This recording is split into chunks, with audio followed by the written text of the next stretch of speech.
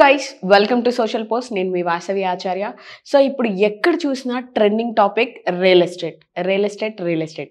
So ఆ real ఎస్టేట్లో trending topics ఏంటో ఈరోజు మనతో ఉన్నారు రాజేష్ గారు. సార్ని అడిగి అసలు ట్రెండింగ్ టాపిక్స్ ఏంటి, ఏం నడుస్తుంది హైదరాబాద్లో అని సార్ని అడిగి తెలుసుకుందాం.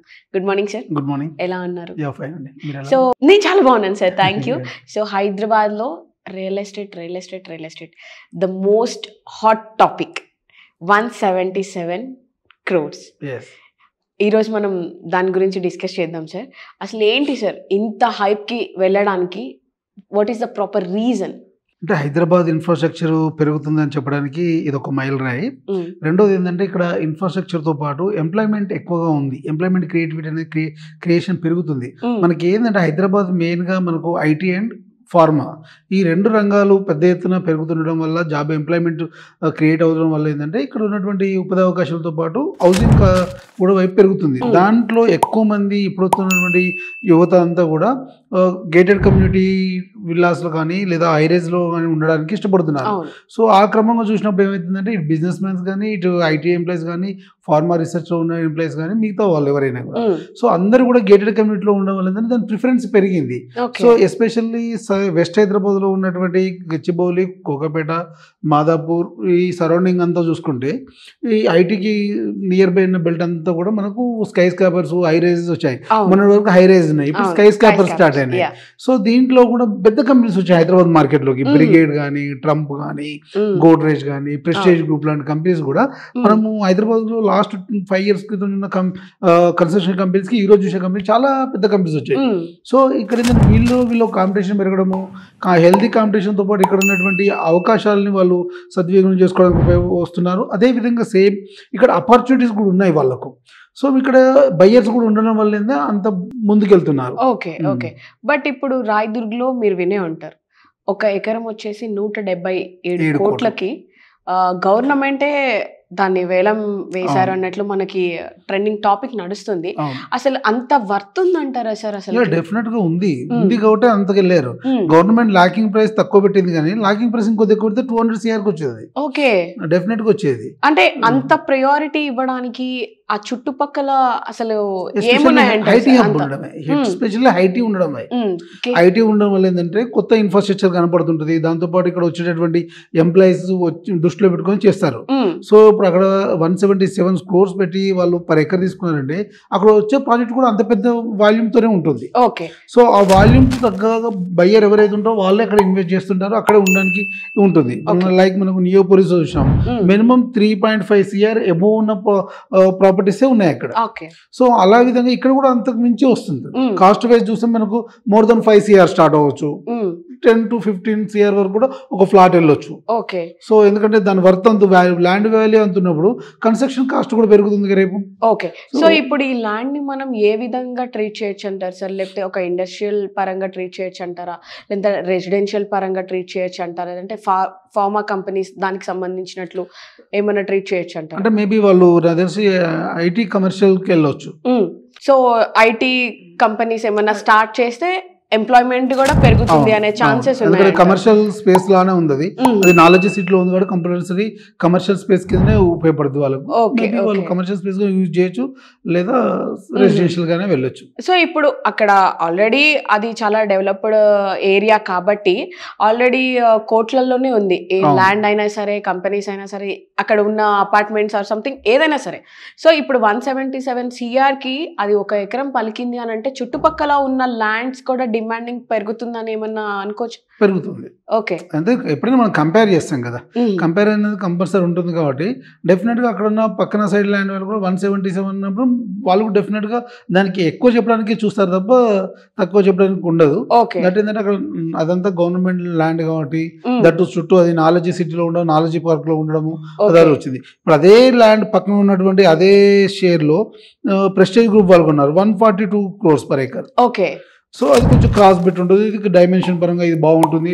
MSN వాళ్ళు తీసుకుంది కాబట్టి దీనికి కొద్దిగా ల్యాండ్ వాళ్ళు ఎక్కువ కోట్ చేశారు, వాళ్ళు తక్కువ కోట్ చేశారు. ఓకే, సో ఇప్పుడు దీన్ని ఇండస్ట్రీస్ స్టార్ట్ చేస్తాము అని చెప్తున్నారు. ఓకే, దాని చుట్టుపక్కల ఉన్న ల్యాండ్స్ ని కూడా తీసుకున్న వాళ్ళు ఎవరైతే ఉన్నారో, తీసుకున్న తర్వాత వాళ్ళు కమ్యూనిటీని స్టార్ట్ చేయడం కానివ్వండి, విల్లా స్టార్ట్ చేయడం కానివ్వండి, వాళ్ళ ఇష్ట ప్రకారం వాళ్ళు చేస్తారు. బట్ ఇది ఇంత కాస్ట్ ఉంది కాబట్టి దీని ఎఫెక్ట్ ఏమైనా వాటి మీద పడొచ్చా ఇన్ ఫ్యూచర్? ఎందుకంటే ఇప్పుడు ఫర్దర్ గా ఇంతకు ముందు తీసుకున్న వాళ్ళకైతే ప్రాబ్లం ఉండదు. అప్కమింగ్ వచ్చే వాళ్ళకందరూ కూడా ఈ రేట్ తోనే కంపేర్ చేస్తారు ఎవరైనా కూడా. ఓకే, ఇప్పుడు బిజినెస్ మ్యాన్ బిజినెస్ చేస్తాడు కదా డెఫినెట్ గా. సో అప్పుడు డెఫినెట్ గా కంపేర్ చేసేది ఈ ప్రైస్ తోనే కంపేర్ చేసేది. ఎందుకంటే అది నాన్ గవర్నమెంట్ కాదు కదా, గవర్నమెంట్ అమ్మినటువంటి ల్యాండ్ కాబట్టి డెఫినెట్ గా ఏ బిజినెస్ మ్యాన్ అని కూడా దీన్ని కంపేర్ చేస్తాడు, గవర్నమెంట్ ప్రైస్ కోట్ చేస్తాడు. ఓకే, కోట్ చేస్తే బిజినెస్ చేస్తాడు. సో ఇప్పుడు అక్కడ ఉన్న కమ్యూనిటీస్ కానివ్వండి ఏవైనా సరే మనం జస్ట్ నార్మల్ గా మాట్లాడుకుంటే ఒక 5 CR 6 CR ఉండొచ్చు. సో దీని ఎఫెక్ట్ దాని మీద పడి ఇన్ ఫ్యూచర్ 10 to 15 వరకు వెళ్ళే ఛాన్స్ ఉందా, లేదంటే ఒక మినిమల్ గా మీడియం గా ఒక 8 to 9 వరకు ఆగిపోయే ఛాన్సెస్? మేబీ ఉంటుంది, డెఫినెట్ గా ఉంటుంది. ఎందుకంటే ఇప్పుడు నార్మల్ ప్రాజెక్ట్ నేను 10 CR అమ్ముతుంటే కొన్నారు, ఆ ప్రైస్ కు తగ్గట్టు ఆ ప్రాజెక్ట్ యొక్క వాల్యూమ్ ఉండాలి, ప్రాజెక్ట్ కూడా ఉండాలి, స్ట్రక్చర్ అలా ఉండాలి. సో నార్మల్ ప్రాజెక్ట్ నేను 10 CR అమ్ముతుంటే కొనే బయ్యర్ కూడా కొనరు కదా. సో ఇప్పుడు ఉన్నటువంటి గేటెడ్ కమ్యూనిటీలో ఏంటంటే వాళ్ళు ఇస్తున్నటువంటి ఎమ్యూనిటీస్ కానీ, సెక్యూరిటీ కానీ, కన్స్ట్రక్షన్ టైప్ కానీ ఇవంతా కూడా డిఫరెంట్ కన్స్ట్రక్షన్ ఇస్తున్నారు, వాళ్ళు దానికి వర్త్ ఇస్తున్నారు కాబట్టి ఆ ప్రైస్ పెడుతున్నారు బయ్యర్ కూడా. ఆ ప్రైస్ పెట్టినప్పుడు ఆ వాల్యూమ్ అయితే వచ్చే అవకాశం ఉంటుంది. ఎందుకంటే బిజినెస్ మ్యాన్ కంపేర్ చేసి బిజినెస్ చేస్తారు కాబట్టి డెఫినెట్ గా అక్కడ కొనబోయే కస్టమర్ కానీ ఆ క్లయింట్ కానీ డెఫినెట్ గా దాన్ని కంపేర్ చేస్తాడు.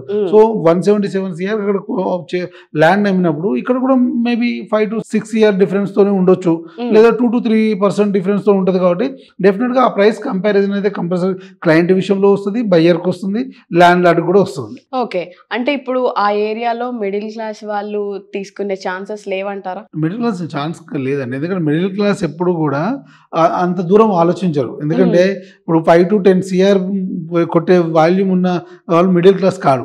ఓకే, సో ఎక్కువ బిజినెస్ పీపుల్ కానివ్వండి వాళ్ళే తీసుకునే ఛాన్సెస్ ఉన్నాయంటారు, మాక్సిమం వాళ్ళే ఉంటారు.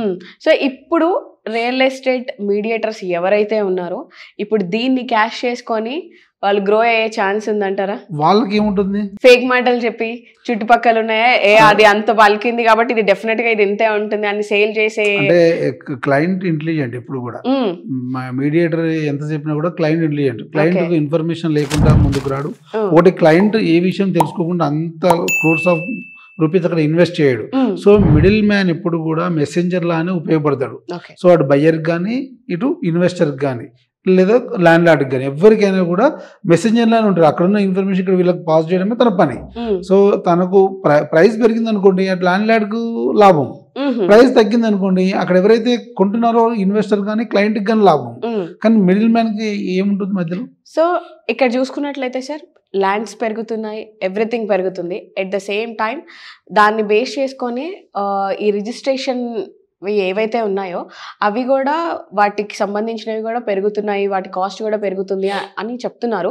అసలు ద మెయిన్ రీజన్ ఏంటి సార్, ప్రధాన కారణాలు ఏంటంటారు? అంటే ఇప్పుడు అమ్ముతున్నటువంటి మార్కెట్ వాల్యూకి మనం రిజిస్ట్రేషన్ చేస్తున్నటువంటి గవర్నమెంట్ కార్డ్ వాల్యూ అని ల్యాండ్ వాల్యూ అని అంటారు, దానికి చాలా కంపారిజన్ ఉంది. సో ఆల్మోస్ట్ 80% వేరియేషన్ ఉంటుంది. సో అక్కడ ఏంటంటే వైట్ తక్కువ అవుతుంది, బ్లాక్ ఎక్కువ అవుతుంది అని ఒక ఉద్దేశం ఒకటి. ల్యాండ్ వర్త్ పెంచడం వల్ల ఏంటంటే రిజిస్ట్రేషన్ కాస్ట్ కూడా పెరుగుతుంది. సో అప్పుడు కస్టమర్ మీద ఎవరైతే ల్యాండ్ కొనుక్కుంటారో వాళ్ళ మీద బర్డెన్ అవుతుంది. సో అదొకటి ఉంది. అయితే గత గవర్నమెంట్ లో 2 times పెంచారు, ల్యాండ్ వాల్యూ పెంచారు. సో ఈ గవర్నమెంట్ వచ్చినప్పటికీ కూడా ల్యాండ్ వాల్యూ పెంచుదాం అనే ప్రపోజల్ అయితే ఉంది. అది CMOలో ఫైల్ ఉంది, ఇంకా అప్రూవల్ కాలేదని అంటున్నారు. మేబీ అప్రూవల్ అయితే ఇప్పుడు ఉన్నటువంటి ల్యాండ్ ప్రైసెస్ లో రెవెన్యూ వాల్యూ కూడా పెరిగే అవకాశం ఉంది. సో దానివల్ల ఏంటంటే రిజిస్ట్రేషన్ వాల్యూ పెరుగుతుంది, గవర్నమెంట్ కి ఆదాయం కూడా పెరుగుతుంది, గవర్నమెంట్ కు వైట్ ఎక్కువ జనరేట్ అయ్యే అవకాశం కూడా ఉంది. సో సామాన్యుడు మోసపోకుండా ఉండాలి అని అంటే ఎలాంటి జాగ్రత్తలు తీసుకోవాలి సార్? సో ఏ ప్రాజెక్ట్ లో తీసుకున్నా కూడా సర్టన్ అప్రూవల్ ఉన్నాయా లేదా, అది HMDA లేదా గేటెడ్ కమ్యూనిటీలో ఉందా, DTCP అప్రూవల్లో ఉందా, వేరే ఏదన్నా కన్స్ట్రక్షన్ లో ఉందా, ఏది ఉన్నా కూడా ఫస్ట్ అప్రూవ్స్ ఉన్నాయా లేవా, HMDA రేరా అప్రూవ్ ఉన్నాయా లేదా, లేదు అది ఏ మోడ్ ఆఫ్ డెవలప్మెంట్ లో డెవలప్ జరుగుతుంది, సో అగ్రిమెంట్ ఏ అగ్రిమెంట్ లో ఉంది, ఎప్పటి వరకు వీళ్ళు కన్స్ట్రక్షన్ చేస్తారని ప్రామిస్ చేస్తున్నారు, వీళ్ళు గతంలో చేసినటువంటి ప్రాజెక్టులు ఏంది, ఎలా కంప్లీట్ చేయగలిగారు, ఎటువంటి ప్రామిసెస్ ఫుల్ఫిల్ చేయగలిగారు, దాంతోపాటు లింక్ డాక్యుమెంట్ ఉంది, లీగల్ ఒపీనియన్ కాపీస్ ఉంటాయి, ఈ టీసీస్ ఉంటాయి, ద పొజిషన్ ల్యాండ్ సర్టిఫికెట్స్ ఉంటాయి, ఎన్ఓసీస్ ఉంటాయి. ఇవన్నీ చెక్ చేయాలి మనం. ఒక ఓన్లీ హెచ్ఎండిని చూసి కాకుండా బ్యాక్గ్రౌండ్ వెరిఫికేషన్ చాలా ఉంటుంది. మనకు తెలియకపోతే ఏదైనా లీగల్ ఒపీనియన్ అడ్వకేట్ ద్వారా పోయి మనం తీసుకొని చేయాలి. అంటే సమ్ టైమ్స్ వాటిని కూడా ఫేక్ చేసే అవకాశాలు ఉంటాయి సార్. ఛాన్స్ ఉండదు అంటారా? ఉండదు. ఎందుకంటే మీరు లీగల్ ఒపీనియన్ అడ్వకేట్ పోయినప్పుడు తను ప్రతిదీ క్రాస్ వెరిఫికేషన్ చేస్తాడు.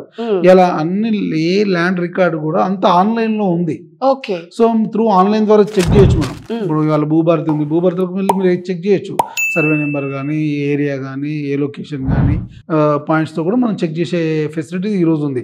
దాంతోపాటు లింక్ డాక్యుమెంట్ ఉంది అనుకోండి, ఎవరి నుంచి ఎవరికి ల్యాండ్ ట్రాన్స్ఫర్ అయింది, ఎవరు పొజిషన్ లో ఉన్నారు, ఎవరు ల్యాండ్ అనేది తెలిసిపోతుంది. సో డెఫినెట్ గా మనకు నాలెడ్జ్ ఉంటే మనం చెక్ చేయొచ్చు.